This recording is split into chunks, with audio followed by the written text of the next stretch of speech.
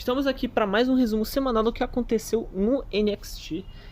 Dessa vez, NXT Pós-Heatwave, que começou com o Rick Sands entrando em ringue, falando sobre os 6 meses dele no NXT, que em pouco tempo ele conquistou o título da América do Norte, enfrentou vários oponentes grandes, como o Ethan Page, o Jasper Troy. É mais que agora ele já estava querendo focar em voos mais altos. Esse que seria o título que atualmente está com o Obafemi. Ele elogia também o Jevon Evans pela atuação dele contra o Obafemi no domingo, mas ele fala que o Obafemi é um campeão dominante, mas que ainda assim, mesmo o Obafemi sendo esse campeão, o Rick Sands faria de tudo para conquistar esse título. Nisso que ele está falando, o Josh Briggs entra em ringue, recebido com várias vaias. Ele até parece no começo elogiar o Rick Sands, mas logo depois ele fala que o Rick é um estranho e que ele não merecia espaço no NXT. O Rick responde que quem era ele pra tá falando isso, que eles só não se resolviam antes com o Josh Briggs por causa da rivalidade dele com o Inamura. Zoa ele falando que ele parece de Toy Story, e aí as coisas começam a esquentar, e quando os dois iam pra uma briga, a Eva aparece falando que como o Jevon Evans estava fora agora do caminho do título do NXT, ela precisava de um novo desafiante pro Obafemi. A Eva então arranja uma briga pros dois pro number one contender pro título do NXT no No Mercy. Luta que ia acontecer mais tarde no programa. E depois desse segmento a gente teve um vídeo das redes sociais do NXT Heatwave, que aconteceu no domingo, onde a Blake Morrow fala que foi legal a luta com a Jordynne Grace, mas que agora ela queria já focar em voos mais altos, assim como o Rick Sands, e já querer ir pro título do NXT, que está atualmente com a Jacy Jayne. A Kelani Jordan então aparece e fala que a Blake Morrow não merecia esse título porque ela tinha sido uma covarde e fugido da luta delas que aconteceu semanas atrás, que foi interrompida pela Jordynne Grace. E aí, nessa discussão, a Eva marca uma luta entre as duas nessa noite para resolver as coisas. A Jordan fica satisfeita, mas a Blake Morrow não gosta muito e fala que a Eva é uma péssima gerente. E aí então a gente parte pro combate das duas, que foi um bom combate, teve uma boa atuação das duas. A Kelani Jordan mostrando os movimentos dela ginásticos ali, a Blake Morrow também mostrando que ela é boa em ringue. E a luta continua até ela terminar com uma luta, na verdade, mais ou menos. Ela terminar mais ou menos o que aconteceu semanas atrás, com a Jordynne Grace aparecendo. Blake Morrow tava pra fechar o combate quando na verdade, a Blake Morrow foi pra fora de ringue. Agora eu lembrei. A Blake Morrow foi pra fora de ringue quando a Jordynne Grace apareceu. Eu já pensei na hora, a Jordynne Grace vai aparecer aí. E dito e feito, ela apareceu, foi pra confrontar a Blake Morrow. Só que quando a Blake Morrow foi escapar, a porta estava trancada. Só que a Jordynne Grace, em vez de atacar ela simplesmente falou: não, continua a sua luta lá, vai lutar. E a Blake Morrow fica relutante, mas ela volta pro ringue. Nisso é que a Blake Morrow volta pro ringue. A Jordynne Grace acerta um slam olímpico na Blake Morrow. A Jordan conecta o split leg moonsault nas cordas e fecha o combate, finalmente tendo aí uma vitória definitiva, entre aspas, né? Porque a Jordynne Grace interferiu na luta de novo. Mas enfim, foi melhor do que terminar o combate com contagem, né? De 10. E aí então a gente parte para a segunda luta da noite, que era a luta que já tinha sido confirmada no domingo. A luta de Blindfold Match, a luta às cegas, vamos falar assim, do Lexis King. Tem um vídeo antes mostrando o que aconteceu nas semanas anteriores. E aí a luta começa. E foi uma luta interessante. Foi uma luta curta. E eu acho que foi bom que foi uma luta curta, porque É um combate interessante, mas eu acho que a longo prazo não seja muito legal. Mas foi interessante o público ajudando o Miles Bourne, falando pra ele onde o Lexis King tava, ele acertando os golpes. O Lexis King tentando acertar também, mas ele acertava o nada, falava com o nada, começava a gritar com o Miles Bourne, sendo que ele tava falando com o Buckle. Enfim, o combate seguiu com o Miles Bourne dominando o combate. E o que é interessante, uma coisa que eu não tinha pensado, é que esse combate, ele depende muito da audição. Só que a gente tem que lembrar que o Miles Bourne, ele é parcialmente surdo, né? Então, foi um combate... Isso adicionou uma camada a mais no combate, né? Porque ele teve que usar ainda mais os outros sentidos dele. Foi interessante. Apesar do Miles Bourne ter tido uma atuação legal também, o Miles Bourne ele é jogado no turnbuckle. O King, ele meio que dá uma desculpa ali. O árbitro começa a reclamar com ele. O Lexis King parece estar se desculpando e ele pretensiosamente bate as mãos no rosto do juiz, sendo um acidente, entre aspas, né? Nisso, aproveitando que o juiz estava com os olhos obstruídos, o Lexis King tira o capuz e ele acerta o Miles Bourne com golpe baixo, né, com o chute nas partes baixas dele. Ele conecta um Coronation e fecha o combate, né? O Lexis King aí mostrando que ele é realmente filho do pai dele, né, o Brian Pillman. E aí depois disso, no intervalo a gente teve, na verdade, não sei se foi depois do intervalo, enfim, a gente teve um segmento ali da Rhea Sinclair preocupada com o combate, porque ela não tinha uma parceira ainda, até que o Charlie Dempsey aparece para acalmar ela, para falar que ele já teria uma ajuda, e essa ajuda seria a Kendall Grey, que era a escolha óbvia. E aí o Charlie Dempsey fala que ela não seria a melhor participante ali para entrar no Crockett Crew. Aí a Kendall Grey fala que ela não liga pra opinião do Charlie Dempsey, que ela tá ali pra ajudar a Rhea Sinclair. Aí ela sai e mete um tapão no peito do Charlie Dempsey, o que é muito bom, porque esse cara é muito chato. E aí a gente parte pro combate de duplas da Kendall Grey e da Sinclair contra as meninas do The Colin.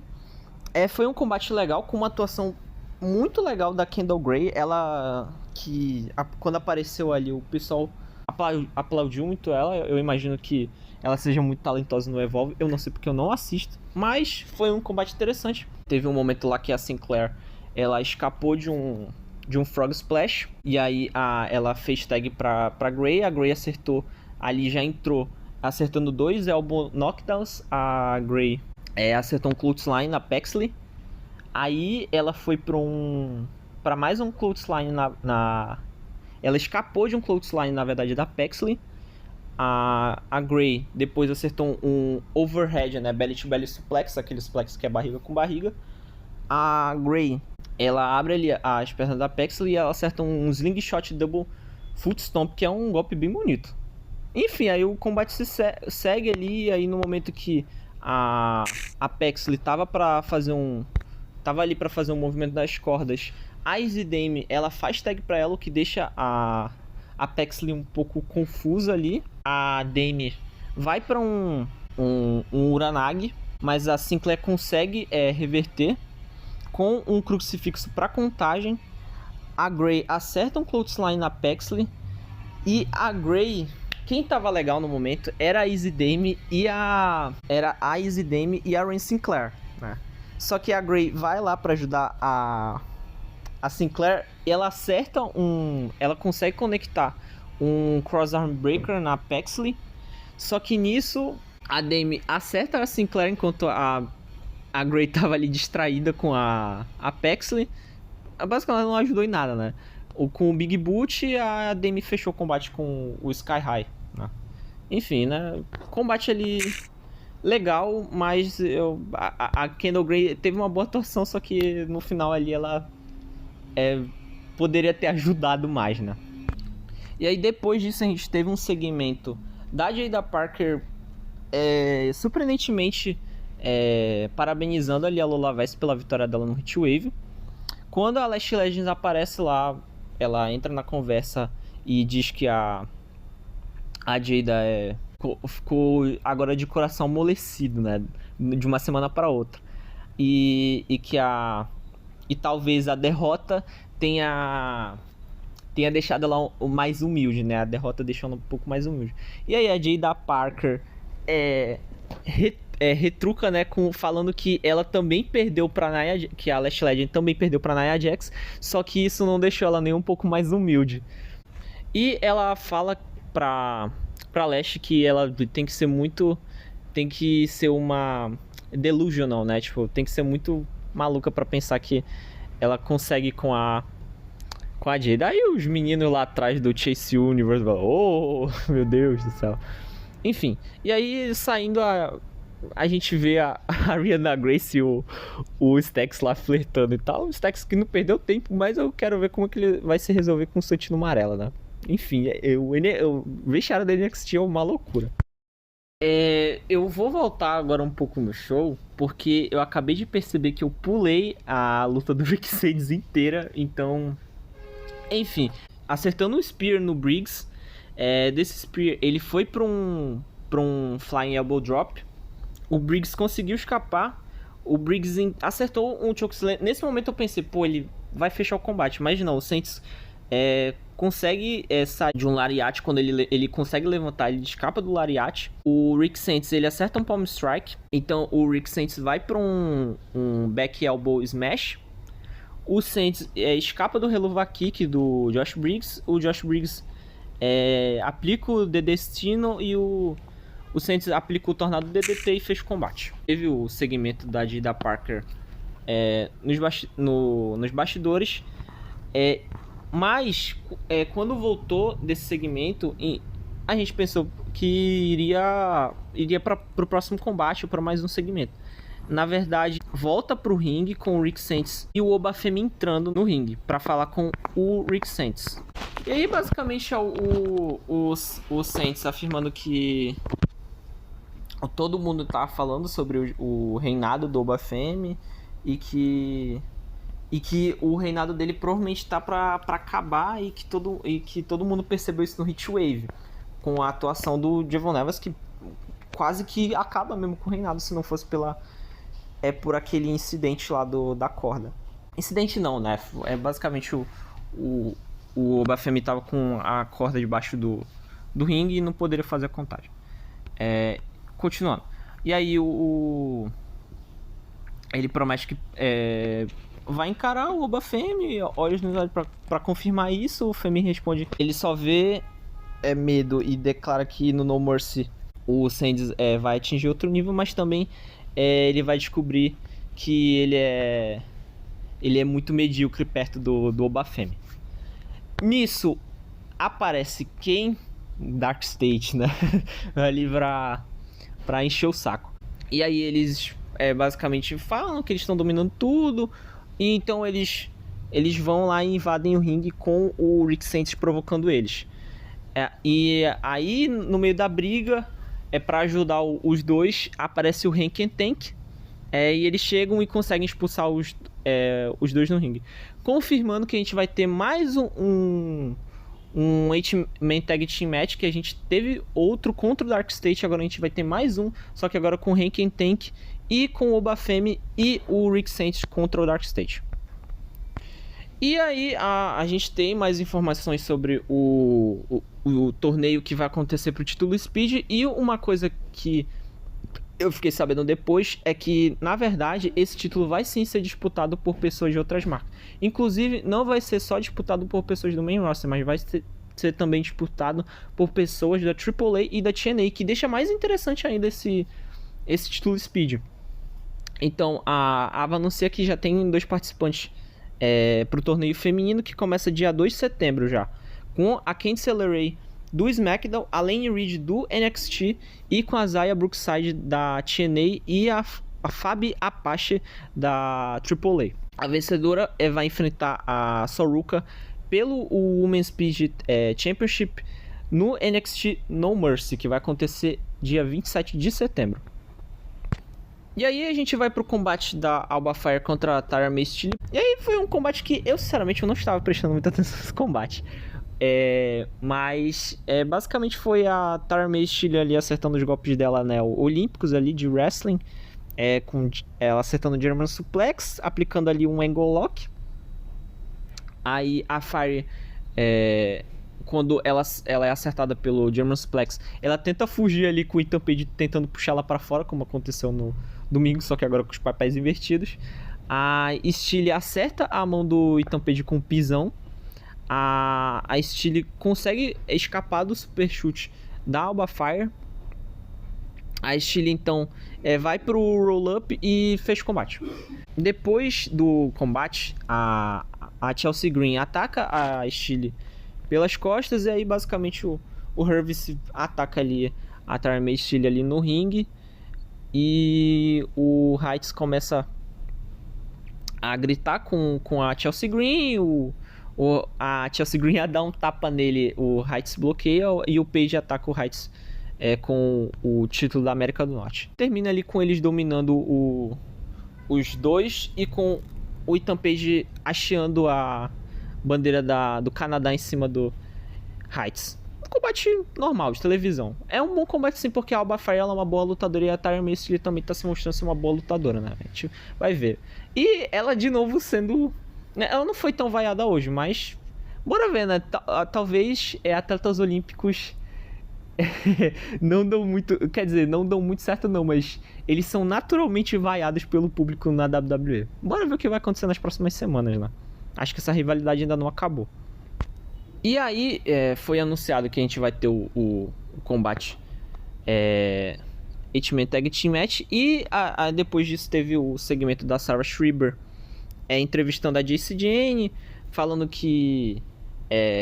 enfim, sobre a derrota dela do título da TNA de nocaute no Heatwave. A Ash Elegance, a Jacy Jayne fala que a Ash Elegance na verdade não ganhou, ela roubou o título dela, e que a culpada disso seria a Jasmine Nix, pelo soco que ela deu na Ash Elegance, mandando a Fallon Henley e a Nix pra fora, deixando a Jacy Jayne sozinha em ringue. E que a Jasmine Nix tinha planos de trazer um segundo título pro... Isso me surpreendeu. A Jasmine Nix já planejando trazer um segundo título pro Fatal Influence, que seria o título Speed também, né? Não por agora, porque a gente já tem o torneio confirmado aí. Mas ela disse que planeja ir atrás desse título. A Jacy disse que não tem agente, né? Não, tipo assim, ela não se importa com se ela vai trazer ou não algo pro título, pro time. E a Jacy Jayne disse que na verdade quem tem sim chance de competir seria a Fallon Henley, né? De novo humilhando aí a Jasmine Nix, que sinceramente vem me surpreendendo, tá? Ela no ringue começou assim, tipo assim, eu falei, nada demais.